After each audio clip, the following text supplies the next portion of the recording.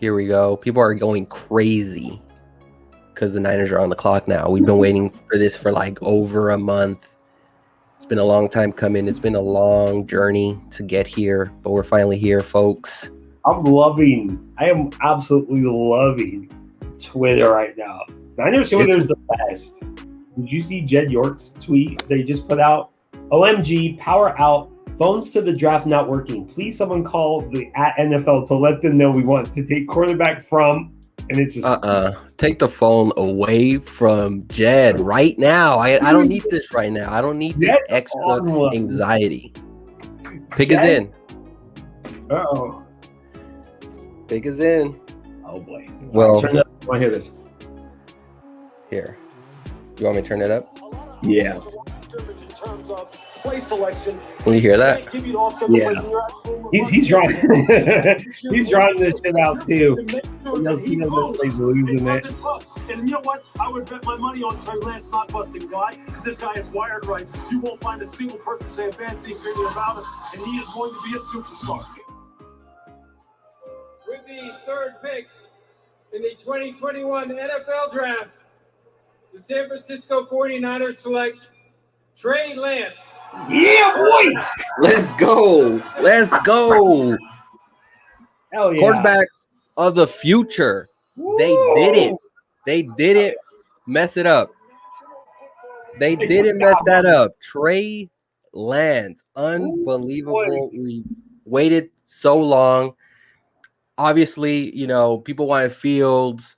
Thank God it's not Mac Jones for those who wanted Fields. Y'all can stop praying now. Trey Lance.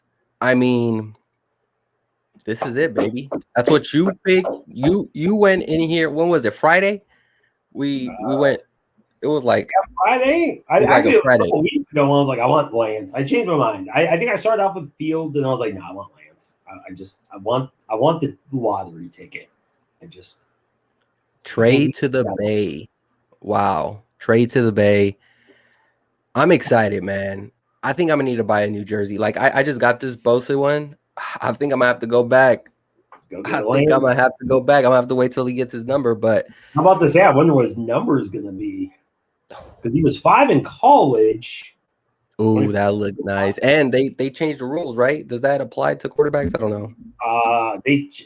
They did change it, but it doesn't go in effect until next season, like after this one.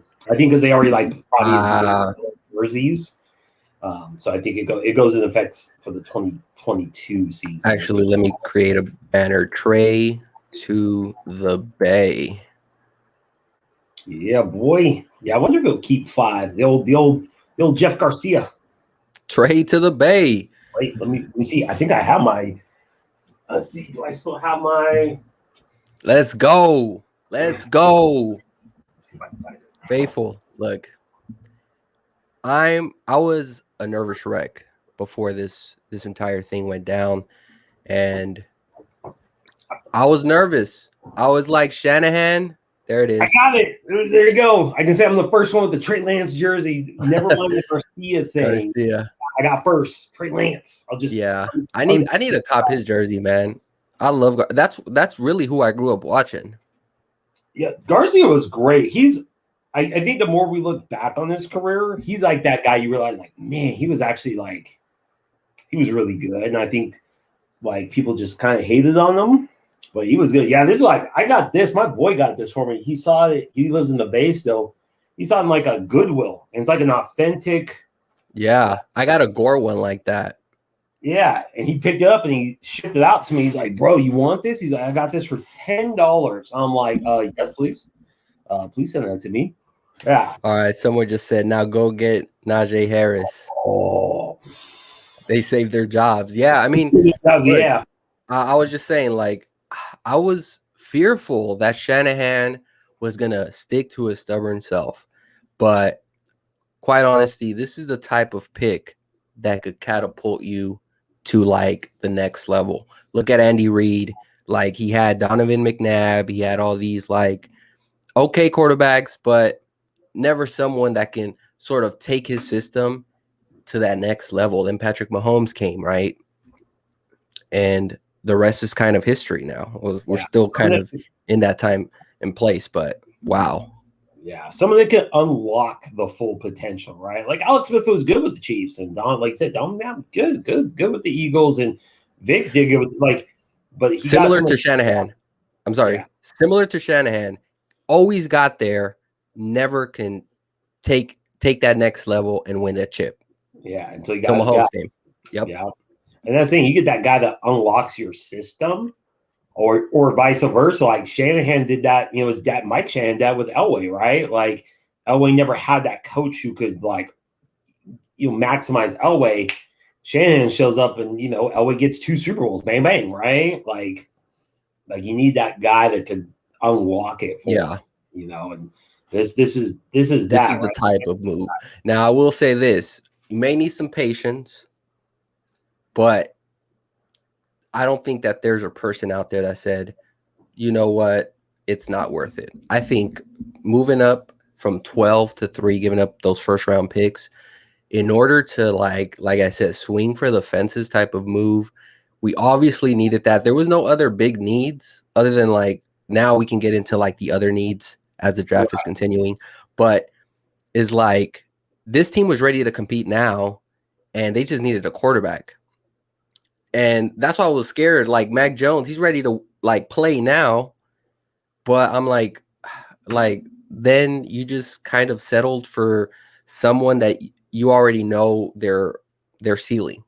Yeah. Why don't we try swing for the fences on this one? At worst, he's not a Josh Allen, but he can still be pretty good. That's how I feel. No, I'm 110% with you. Swing for the fences. And I think the one thing that helps with this, and I think maybe how people draft quarterbacks now differently too, is the rookie wage scale, right? Like before, I think Stafford maybe was the last guy to get the number 1 pick that got the huge deal. Like you picked a guy in the top 3 or 1 or whatever. Like you had to pay him coming out. You had to pay him top money. Like Stafford had a 9-figure deal basically before he even stepped on the field. Now with the rookie wage scale, it doesn't hurt you as much, right? Like you can move on from guys fairly easy. If they don't work out in those first 4 or 5 years, you can move on and it doesn't kill you. Whereas before, you're signing to a 7-year, $180 million, it was insanity. They haven't even played yet. You're not even sure they can play.